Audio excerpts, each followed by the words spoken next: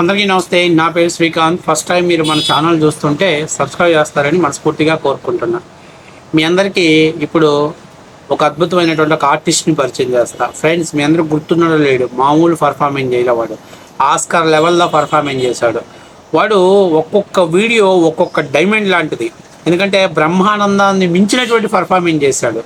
ఎట్లాగంటే అసలు వాడు జగన్మోహన్ రెడ్డికి కింద జాకీ పెడితే ఆ జాకీని దాదాపుగా ఎవ్వరికి అందనంత ఎత్తులోకి జగన్మోహన్ రెడ్డి పైకి లేపుతాడు. అసలు ప్రత్యర్థి పార్టీలను అయితే వాడు సవాల్ విసరటంలో అదొక ఫన్నీగా ఉంటుంది. కానీ వాడికి సబ్జెక్టు సున్నా, నాలెడ్జి లేదు. కేవలం జగన్మోహన్ రెడ్డి ఇచ్చేటువంటి డబ్బుల కోసం పనిచేసేటువంటి ఒక పేటీఎం ఆర్టిస్టు.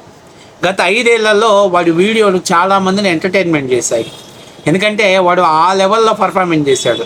కానీ సడన్గా అధికారాన్ని కోల్పోయిన తర్వాత, అంటే జగన్మోహన్ రెడ్డి 11 సీట్లకు పరిమితం అయ్యాక వాడు ఎక్కడున్నాడో ఇప్పటిదాకా ఎక్కడా కనిపించలా. కనీసం ఫేస్ కూడా, అంటే వాడు ఎక్కడా కూడా, అంటే నేనేమంటున్నానంటే పెద్దగా బూతులు ఏం మాట్లాడలేదులే, చాలా తక్కువ బూతులు మాట్లాడాడు. కాకపోతే వాడు మంచి ఎంటర్టైన్మెంట్, ఎనర్జిక్.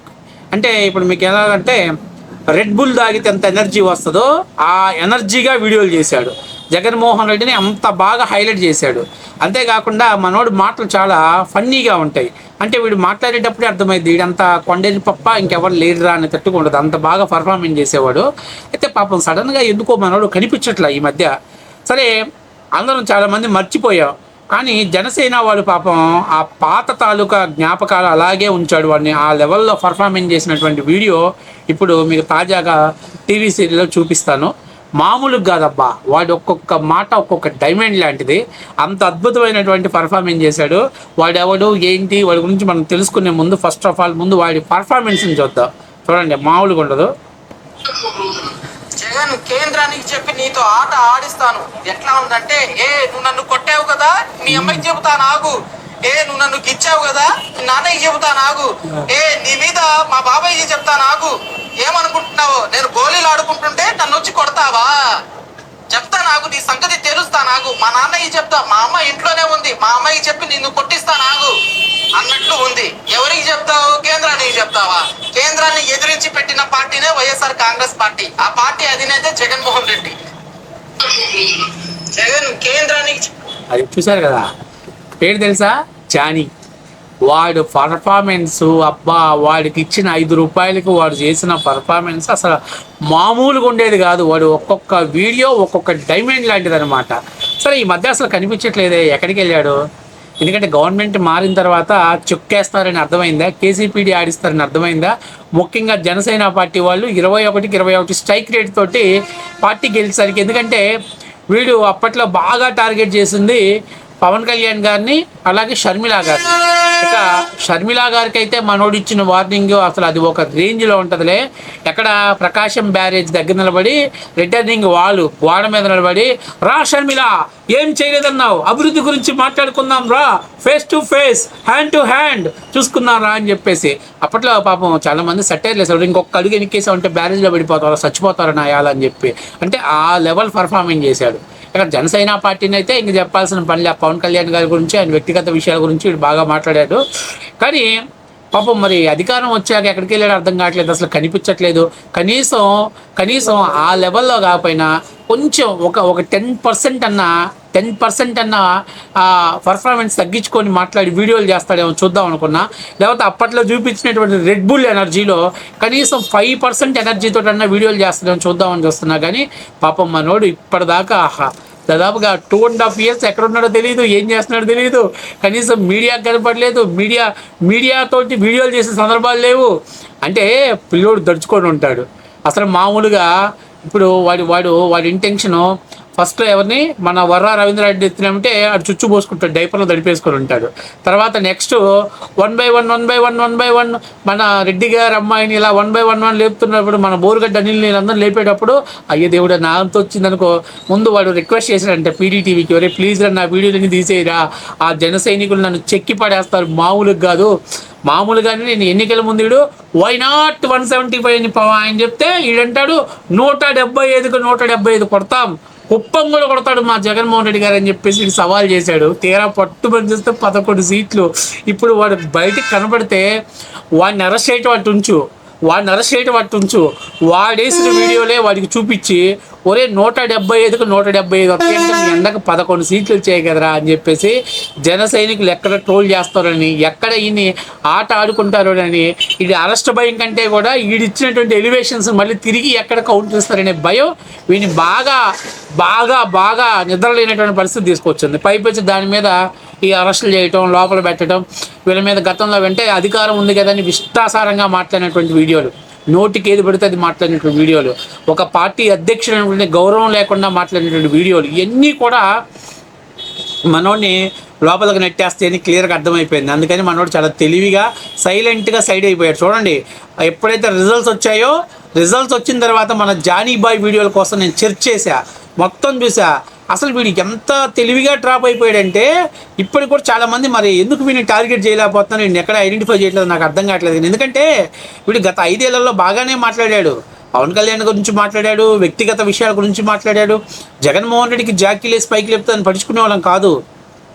అవి కాకుండా వ్యక్తిగత విషయాలు కూడా మాట్లాడాడు. ఎందుకంటే తాడేపల్లి ప్యాలెస్ నుంచి ఆ స్క్రిప్ట్ వస్తుంది, అరే మీరు ఇలా బూతులు తిడితేనే మీకు పేమెంట్లు ఇస్తాం, ఇలా తిడితేనే మీకు ఇస్తాం అని చెప్పినప్పుడు వీళ్ళు రేపు జగన్మోహన్ రెడ్డి 30 ఏళ్ళు ఉంటాడు కదా, దీపం ఉండగానే ఇల్లు సర్దుకుందాం అనే భ్రమలో ధీమాలో వీళ్ళు ఇష్టాసారంగా మాట్లాడారు. ఎంత వ్యక్తిగతమైనటువంటి హరణానికి పాల్పడారంటే అరే అసలు కనీసం నా స్థాయి ఏంటి, నా లెవెల్ ఏంటి, రేపు గవర్నమెంట్ మారితే నా పరిస్థితి ఏంటి అనేది కూడా దృష్టిలో పెట్టుకోకుండా వీళ్ళు మాట్లాడారు. సబ్జెక్ట్ పరంగా విమర్శించవచ్చు. ఇప్పుడు మీరు చూడండి, జగన్మోహన్ రెడ్డి గారి ప్రభుత్వ హయాంలో చాలామందిని అరెస్ట్ చేశారు. తెలుగుదేశం పార్టీ సోషల్ మీడియా యాక్టివిటీస్ని, అలాగే జనసేన పార్టీ సోషల్ మీడియా యాక్టివిటీస్ని అందరిని అరెస్ట్ చేసి కోర్టులో ప్రొడ్యూస్ చేస్తే కోర్టు వాళ్ళకి బెయిల్ ఇచ్చేసింది. కానీ వైఎస్ఆర్సీపీ పార్టీలో బోరుగడ్డ నీళ్ళ దగ్గర నుంచి వర్రా రవీంద్రారెడ్డి కావచ్చు, రావణ్ కావచ్చు, రెడ్డి గారి అమ్మాయి కావచ్చు, వీళ్ళందరినీ కోర్టులో అరెస్ట్ చేస్తే వాళ్ళందరికీ కూడా కోర్టు రిమాండ్ విధించింది. దీనికి కారణం ఏంటి అంటే వాళ్ళు ఎంచుకున్నటువంటి దారి కేవలం ప్రత్యర్థి పార్టీలని మీద ప్రభుత్వపరమైనటువంటి విధానపరమైనటువంటి అంశాల మీద ప్రశ్నించడం కంటే కూడా ఎదురుదాడి చేయటం, వ్యక్తిగత హరణానికి పాల్పడటం, వ్యక్తిగతంగా కించపరచడం, అవమానపరిచేటువంటి రీతిలో వీళ్ళు మాట్లాడటం అనేది వాళ్ళ పాలిట మైనస్ అయింది. అందుకే వాళ్ళకి కోర్టుల్లో బెయిల్ రాకుండా వాళ్ళని రిమాండ్కి దించుతారండి. ఎవడో ఒకరిద్దరు, ఆ కారుమూరి వెంకటరెడ్డి ఒకడు అంతే. మొన్న కూడా నాగార్జున యాదవ్ తెలంగాణ రేవంత్ రెడ్డి తిట్టినట్టు అక్కడ రిమాండ్ విధించారుగా. ఎందుకంటే అది పబ్లిక్ వీడియో, అది 1 year కింద కావచ్చు, 4 సంవత్సరాల కింద కావచ్చు, లేకపోతే 5 years కావచ్చు, 10 years కావచ్చు. ఆ వీడియో అనేది సర్క్యులేట్ అయినప్పుడు ఆ వీడియో మీద కేసు ఫైల్ చేస్తే ఖచ్చితంగా ఎవరికైనా పనిష్మెంట్ వస్తుంది. కాబట్టి మన జానీబాయి మామూలుగా కాదు, ఒక రేంజ్లో పర్ఫార్మెన్స్ చేశాడు. ఆస్కర్ లెవెల్లో అసలు తొడలు కొట్టి మేసాలు తిప్పి మా పులివెందుల పులిబిడ్డ మా వెనకాలన్నాడు రా, మేమంటే ఏందో చూపిస్తాం రా, మా తడాక ఏంటో చూపిస్తాను అన్నాడు. కానీ బై బ్యాడ్ లక్ 2024లో ఒకవేళ కానీ జగన్మోహన్ రెడ్డి గెలుచుంటే మనోడు ఇంకా విజృంభించేవాడే. పాపం 24లోనే అన్న ఓడిపోవటం, 11 సీట్లకు కూడా గెలవకపోవటం, ఇక నేను బయటకు వస్తే జన సైనికులు నన్ను కేసీపీడీ ఆడిస్తారనే భయం పట్టుకోవడంతో మనోడు అండర్ గ్రౌండ్లోకి వెళ్ళిపోయాడు. పాపం పిల్లోడు ఇప్పుడు కూడా బయటకు వచ్చి ఎక్కడున్నాడో, ఏం చేస్తున్నాడో.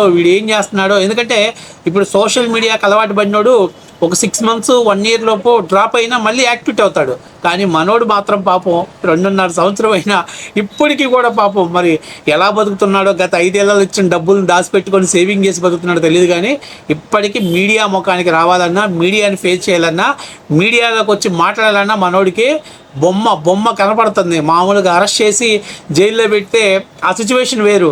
కానీ మనోడు అరెస్ట్ చేస్తారేమనే భయం ఒకటి, జన సైనికులు నేను ఇచ్చినటువంటి ఎలివేషన్కి మళ్ళీ ఎక్కడ రిటర్న్ కౌంటర్లు ఇచ్చి నా పరువు తీస్తారనే భయం. ఎందుకంటే వీడు ఆ టైంలో ఆ లెవెల్లో పర్ఫార్మెన్స్ చేస్తాడు. ఆ లెవెల్లో వాడు మనోడు మామూలుగా కాదు. అసలు వాడి వీడియోలు చూడండి, మీకు పాత వీడియోలు అన్నీ ఒకసారి వెరిఫై చేసుకోండి.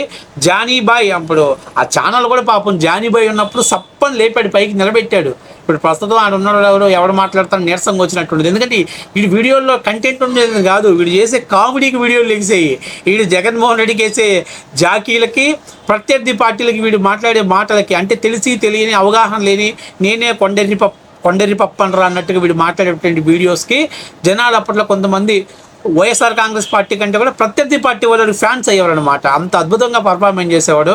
కాబట్టి అంత అద్భుతమైనటువంటి ఆర్టిస్ట్ని జగన్మోహన్ రెడ్డి గారు ఎక్కడున్నాడో పట్టుకొచ్చి వాడికి ధైర్యం చెప్పి వెన్నుదట్టి నిలబడింది తాడేపల్లి ప్యాలెస్లో మళ్ళీ ఒకసారి పిలిపించుకోను అని రారా జానీబాయ్ ఏం కాదు అవసరమైతే ఒక నెల రోజులు అరెస్ట్ చేసి లోపల పెడతారు అంతకంటే ఎక్కువ బెటరు నువ్వు బయటకు వచ్చి నీ వీడియోలు చేయాలి మన 11 సీట్లని ఇంకా అధపాతాలని తీసుకెళ్లే విధంగా మనం ప్రయత్నాలు చేయాలని చెప్పాలి ఎందుకంటే అప్పట్లో మనోడు ఆ లెవెల్లో పర్ఫార్మెన్స్ చేశాడు